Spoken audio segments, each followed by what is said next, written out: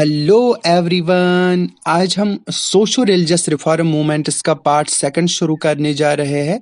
मतलब अगर ये मोटू पतलू का एपिसोड होता तो पार्ट वन में मोटू समाज के पुराने विचारों का एक बड़ा सा समोसा खा चुका होता और अब पार्ट सेकंड में पतलू उसको समझाने की कोशिश कर रहा होता कि मोटू, समोसा तो अच्छा है मगर नए विचार भी जरूरी है।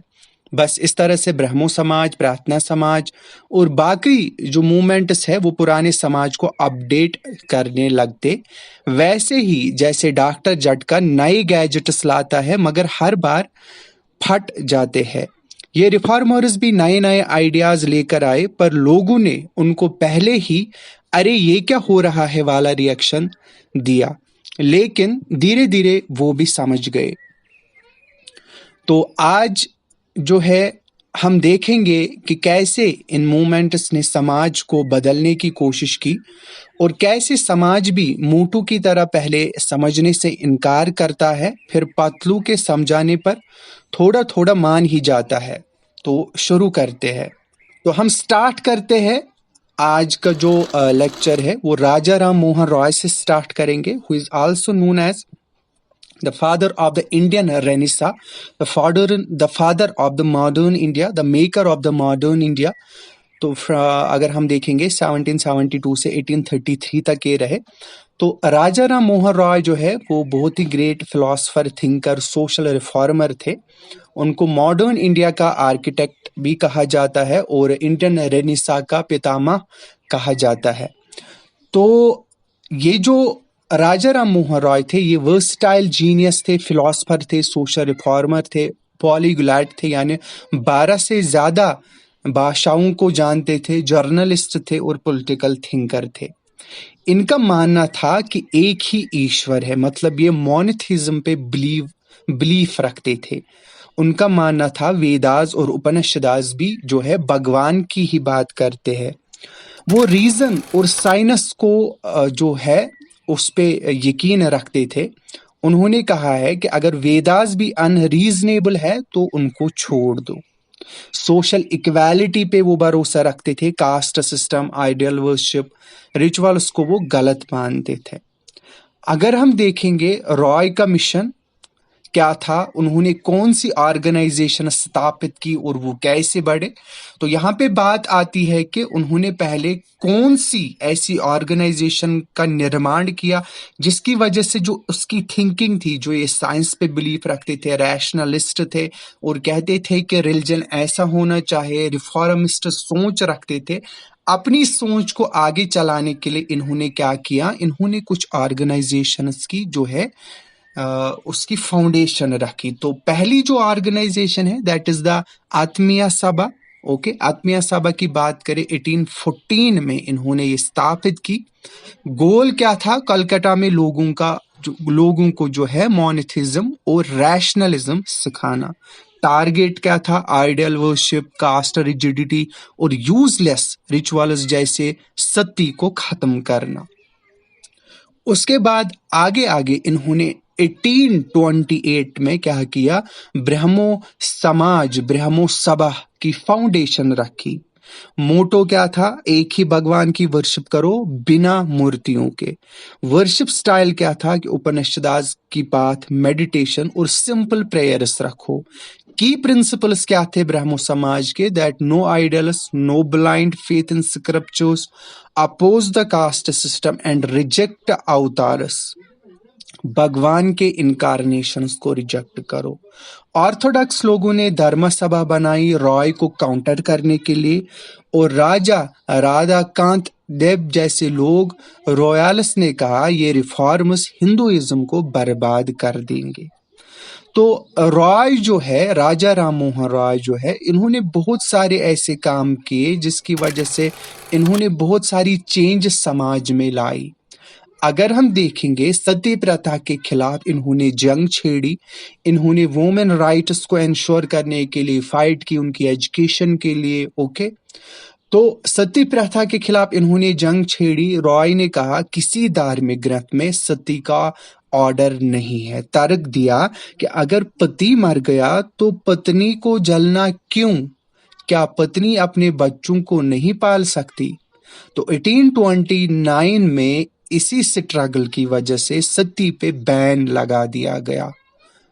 Child marriage, polygamy, window opposition को इन्होंने कंडेम किया। इन्होंने डिमांड की वुमेन को प्रॉपर्टी राइट्स मिले, एजुकेशन मिले। फॉर एग्जांपल रॉय ने वेदांता कॉलेज 1825 में जो है लड़कियों को एडमिशन दिया। इन्होंने हिंदू कॉलेज 1817 को सपोर्ट किया। अपने स्कूल में जो है वॉल्टेयर और न्यूटन इन्होंने पढ़ाया। इन्होंने जर्नलिज्म में भी अच्छा खासा रोल निभाया। बंगाली, हिंदी, इंग्लिश में इन्होंने न्यूज़पेपर चलाकर लोगों को जागरूक किया। पॉलिटिकल एक्टिविज्म की बात करें तो जमींदार के जुल्म के खिलाफ आवाज उठाई। Indianisation of services, judiciary, executive separation और टैक्स रिफॉर्म्स की इन्होंने बात की। वो ऐसे ग्लोबल थिंकर भी थे। रॉय ने सपोर्ट किया कि नेपल्स रेवोल्यूशन, लेटिन अमेरिका के मूवमेंट जो है वो ठीक है, उनको समर्थन दिया। उनका आइडिया था कि दुनिया एक फैमिली है, लिबर्टी, इक्वालिटी, जस्टिस सबके लिए होना चाहिए। David Hare educationist, Debendranath Tagore Brahmo Samaj को नई एनर्जी देते हैं। अलेक्जेंडर डफ जो है वो इनका मिशनरी फ्रेंड था। अगर हम ब्रह्मो समाज की एवोल्यूशन की बात करें तो मैंने आपको बोला 1828 में जो है ब्रह्मो समाज स्थापित किया गया था। फिर आगे जाके जो है रविंद्रनाथ टैगोर की बात करें 1817-1905 तक ये रहे थे। तो रॉय के मिशन को इन्होंने आगे बढ़ाया। किसने? रविंद्रनाथ टैगोर ने। रविंद्रनाथ टैगोर जो है उन्होंने जो है तथा बोधिनी सभा 1839 स्थापित की थी और वेदास का साइंटिफिक एनालिसिस इन्होंने किया। रिफॉर्म्स जो है, रिफॉर्म्स की बात करें तो विडो मैरिज को इन्होंने सपोर्ट किया, वुमेन एजुकेशन को सपोर्ट किया और राइट वेलफेयर को इन्होंने सपोर्ट दिया। फिर अगर हम देखेंगे इस ब्रह्मो समाज में और एक इंसान का नाम आता है जिन्होंने एक अच्छा खासा रोल प्ले किया। बाद में उनका क्रिटिसिज्म हुआ क्योंकि उन्होंने जो है एक प्रिंसिपल जो चाइल्ड मैरिज है उसको अपनाया। अपनी छोटी सी बेटी की शादी की जो अगेंस्ट था, जो ब्रह्मो समाज के प्रिंसिपल्स के अगेंस्ट था, जो मॉडर्न थिंकिंग थी उसके अगेंस्ट था। फिलहाल बहरहाल जो केशव चंद्र सेन है इन्होंने जो है अच्छा खासा रोल ब्रह्मो समाज के एवोल्यूशन में प्ले किया। रेडिकल आइडियाज, इंटरकास्ट मैरिज को सपोर्ट दिया, ऑल रिलीजन टीचिंग्स को सपोर्ट दिया। तो बाद में जो ये ब्रह्मो समाज है ये दो ब्रांचेस में बट गया, इसका स्प्लिट हो गया और एक ब्रांच का नाम रखा गया आदि ब्रह्मो समाज अंडर द देवेंद्रनाथ टैगोर और ब्रह्मो समाज of India under Keshav Chandra Sen. Controversy क्या उठी कि अपनी बेटी की चाइल्ड मैरिज की किसने? केशव चंद्र ने। तो ये हिपोक्रेसी का इल्जाम इस पे लगा और इसी की वजह से जो ब्रह्मो समाज है उसका स्प्लिट हो गया। किसके अंदर? देवेंद्रनाथ टैगोर और केशव चंद्र सेन के अंडर। आदि ब्रह्मो समाज ऑफ इंडिया देवेंद्रनाथ टैगोर ने संभाला एंड ब्रह्मो समाज ऑफ इंडिया केशव चंद्र सेन ने संभाला। फिर उसके बाद और एक स्प्लिट होता है साधारण ब्रह्मो समाज 1878 में। किसके अंडर? आनंद मोहन बोस। तो हमें कितने ब्रह्मो समाज मिले? 4। एक है ब्रह्मो समाज जो राजा राम मोहन राय ने जिसकी फाउंडेशन रखी। उसके बाद आदि ब्रह्मो समाज देवेंद्रनाथ टैगोर। उसके बाद ब्रह्मो समाज ऑफ इंडिया केशव चंद्र सेन। उसके बाद साधारण ब्रह्मो समाज 1878 आनंद मोहन बोस। तो जिसने सच्चे भगवान को खोजा वो सबको अपना भाई समझेगा। अब अगर सिग्निफिकेंस की बात करें तो ब्रह्मो समाज की सिग्निफिकेंस क्या है? सती को खत्म किया, वुमेन एजुकेशन को प्रमोट किया, कास्टिज्म को चैलेंज किया। लिमिटेशंस क्या थी? बंगाल तक ही लिमिटेड रहा, कास्ट सिस्टम पूरी तरह नहीं गिरा। लेगेसी क्या है इनकी? नेहरू ने कहा है कि ब्रह्मो समाज ने मॉडर्न इंडिया की फाउंडेशन रखी। तो कुछ फैक्ट्स को हम जो है रिकैप करते हैं। 1772 में राजा राम मोहन राय का जन्म। 1809 में इन्होंने एक किताब लिखी that is the gift of monotheists. 1814 में आत्मीय सभा शुरू की। 1828 में ब्रह्मो समाज फाउंड किया। 1829 में सती को बैन किया गया। 1833 में रॉय की डेथ। 1839 में देवेंद्र नाथ टैगोर ने तत्वबोधिनी सभा बनाई। 1866 में केशव चंद्र सन ने ब्रह्मो समाज ऑफ इंडिया शुरू किया। 1878 में सद्धारना ब्रह्मो समाज का स्प्लिट हमें देखने को मिलता है। तो रॉय ने जो है बुक्स भी लिखी थी, like precepts of Jesus 1822, Vedas का बंगाली ट्रांसलेशन भी किया था, बंगाली ट्रांसलेशन। और इन्होंने मोटो दिया था, no ideal, no caste, no blind faith. Slogan क्या था इनका? मनुष्य का अधिकार सबसे ऊपर है। तो ये था राजा राम मोहन रॉय के बारे में और उनके ब्रह्मो समाज के बारे में। तो हम आगे बढ़ते हैं, अब हम बात करते हैं प्रार्थना समाज की। प्रार्थना समाज का फाउंडर कौन था? आत्माराम पांडुराम। इन्होंने फाउंड किया with the help of Keshav Chandra Sen. Inspiration कहाँ से ली? ब्रह्मो समाज के आइडियाज से। और ये जो है प्रार्थना समाज जो है महाराष्ट्र में फैलाया गया 1867 में। तो प्रिकर्सर क्या था? प्रार्थना जो परमहंस सभा था वो प्रिकर्सर था। एक सीक्रेट सोसाइटी थी जो कास्ट और कम्युनियल बैरियर उसको तोड़ने के लिए बनी थी। अगर हम की लीडर्स की बात करें प्रार्थना समाज की, तो महादेव गोविंद रनाडे थे, 1842-1901 तक रहे थे। तो उन्होंने प्रार्थना समाज को ऑल इंडिया कैरेक्टर दिया, सोशल रिफॉर्म्स के लिए काम किया, विडो रिमैरेज, वुमेन एजुकेशन और कास्ट सिस्टम को अपोज किया। और एक की लीडर इसके है आर.जी. बंदारकर। वो स्कॉलर और रिफॉर्मर थे, इन्होंने भी अच्छा खासा रोल प्ले किया। एन.जी. चंदवरकर जो है उसने भी अच्छा खासा रोल प्ले किया, वो सोशल जस्टिस के लिए बहुत काम करते थे इस ऑर्गेनाइजेशन के अंडर। किसके अंडर? प्रार्थना समाज के अंडर। प्रार्थना समाज की फिलॉसफी और रिफॉर्म्स की बात करें, फिलॉसफी इनकी थी मोनोथिज्म, यानी कि एक ही ईश्वर है, भगवान एक है, लेकिन रिलीजन से ज्यादा सोशल रिफॉर्म्स पर इन्होंने फोकस किया। महाराष्ट्र के संतू जैसे तुकाराम और नामदेव से ये प्रार्थना समाज इंस्पायर हुआ था, भक्ति कल्ट से और एजुकेशन और जो है परसुएशन से लोगों को समझाया। और कन्फ्रंटेशन इन्होंने बिल्कुल भी नहीं किया। इनका जो सोशल एजेंडा था प्रार्थना समाज का, वो 4 पॉइंट्स पर आधारित था।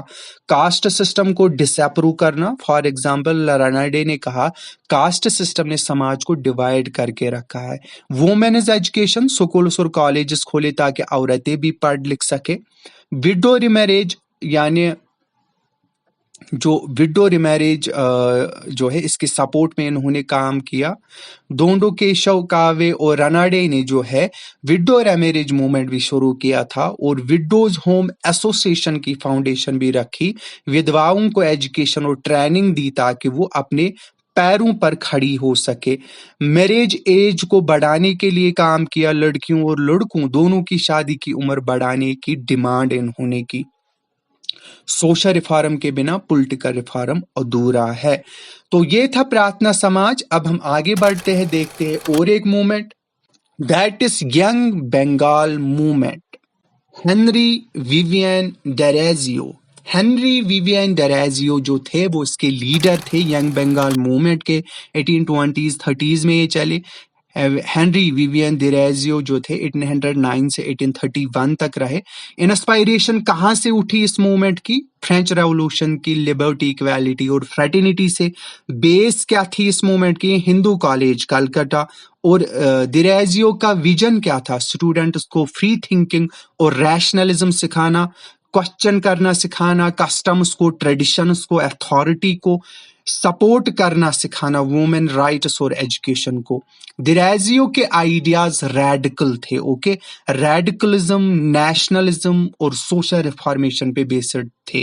डेरेजियो जो है रेडिकल थे, इन्होंने कहा ब्लाइंड फेथ को चैलेंज करो और अपने दिमाग का इस्तेमाल करो। नेशनलिज्म थे, ये फर्स्ट नेशनलिस्ट पोइट भी थे, okay, note that point. Derozio modern India के पहले नेशनलिस्ट पोइट थे। जमींदार इसके जुल्म के खिलाफ आवाज उठाई, इंडियन लेबर्स को ब्रिटिश कॉलोनीज में बेहतर ट्रीटमेंट की डिमांड की। एक स्टूडेंट ने दिरेजियो से पूछा, सर आप इतने रेडिकल क्यों हो? दिरेजियो ने जवाब दिया, क्योंकि मैंने फ्रेंच रेवोल्यूशन पढ़ा है और बिना रेडिकल हुए नहीं हुआ था फ्रेंच रेवोल्यूशन, इसीलिए रेडिकल होना जरूरी है।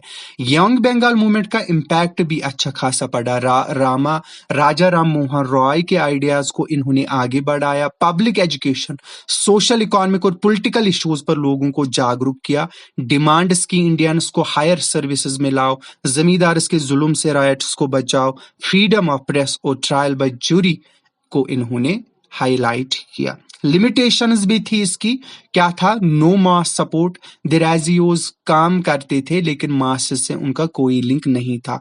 फार्मर्स के इश्यूज को उन्होंने नहीं उठाया। बुकिश रेडिकलिज्म था, यानी आइडियाज प्रैक्टिकल नहीं थे, बस बुक्स तक लिमिटेड थे। दिरेजियो का रिमूवल 1831 में हुआ। हिंदू कॉलेज ने उन्हें निकाल दिया क्योंकि उनके आइडियाज बहुत रेडिकल थे। Derozians were the pioneers of the modern Bengal whose virtues we must respect। तो क्रोनोलॉजिकल ऑर्डर में थोड़ा सा रिकैप लेते हैं। 1826 1831 में दिरेजियो हिंदू कॉलेज में पढ़ाते थे। 1831 में दिरेजियो को कॉलेज से निकाल दिया गया। 1867 में प्रार्थना समाज की स्थापना की। 1870 में महादेव गोविंद रानाडे प्रार्थना समाज ज्वाइन करते हैं। 1870s में विडो रिमैरेज मूवमेंट शुरू होता है और 1910 में डोंडो केशव कार्वे और रानाडे विडोज होम एसोसिएशन चलाते हैं। प्रार्थना समाज महाराष्ट्र में सोशल रिफॉर्म्स का सेंटर रखते थे। Young Bengal movement radical ideas लेकिन मास सपोर्ट नहीं था। दिरेजियो मॉडर्न इंडिया के पहले नेशनलिस्ट पोएट थे। तो आज हमने इतनी मूवमेंट्स देखी, 3, तो इतनी काफी है। तो पार्ट 3 में हम इस सीरीज को आगे चलाएंगे, social religious reform movement series को। बहरहाल आज के लेक्चर में इतना ही। बाकी आपको कहीं पे भी कोई डाउट रहा हो, you can approach, you can ask your doubts. Thanks, good luck.